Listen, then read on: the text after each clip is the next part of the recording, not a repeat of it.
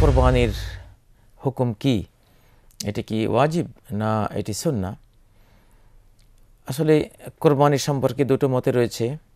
কোরবানি সম্পর্কে কেউ বলেছেন এটি সুন্নাহ, আবার কেউ বলেছেন এটি ওয়াজিব বা ফরজ।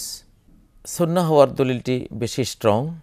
সাহাবায়ে কেরাম সামর্থ্য থাকা সত্ত্বেও অনেকেই মাঝে মধ্যে কোরবানি বাদ দিতেন, যেমন আবু বকর, ওমর মাঝে মধ্যে কোরবানি করতেন না। জিজ্ঞাসা করা হলে বলতেন যে আমরা ভয় পাচ্ছি মানুষ এটাকে ফরজ মনে করে কিনা, এই জন্য আমরা মাঝে মধ্যে এটাকে বাদ দিচ্ছি। মান ওয়াজাদা সাআতান ফালাম ইউদাহে ওয়ালাম ইউদাহে ফালা ইয়াকরাবান্না মুসাল্লানা, যার সামর্থ্য আছে এত সত্ত্বেও সে কোরবানি করল না, সে যাতে আমাদের ঈদগাহের কাছেও না আসে। এটি একটি হাদিসে মওকুফ। মোটামুটি জিলহজ মাসের এই 10 তারিখে সর্বশ্রেষ্ঠ আমল হলো এই আল্লাহর জন্য কোরবানি করা।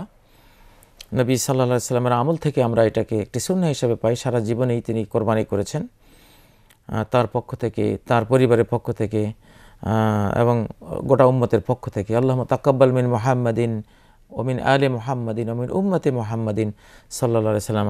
হে আল্লাহ, আপনি কবুল করেন মুহাম্মাদের পক্ষ থেকে, তার পরিবারের পক্ষ থেকে এবং উম্মতে মুহাম্মাদের পক্ষ থেকে, বলে তিনি কোরবানি করতেন। সাধারণত দুটো খাসি, কালো তাগড়া শিংওয়ালা, এবং জাবাহুমা বিয়াদিহি ওয়াসাম্মা ওয়াকাব্বার। নবী সাল্লাল্লাহু আলাইহি সাল্লাম তিনি নিজ হাতেই কোরবানি করেছেন এবং বিসমিল্লাহি আল্লাহু আকবার বলেছেন। এইভাবে তিনি সর্বদাই কোরবানি করেছেন। এটা সুন্নাহ হওয়াটাই বেশি দলিল সম্মত। অতএব এটা আমরা যদি সামর্থ্য আল্লাহ রাখেন তাহলে এটা করব।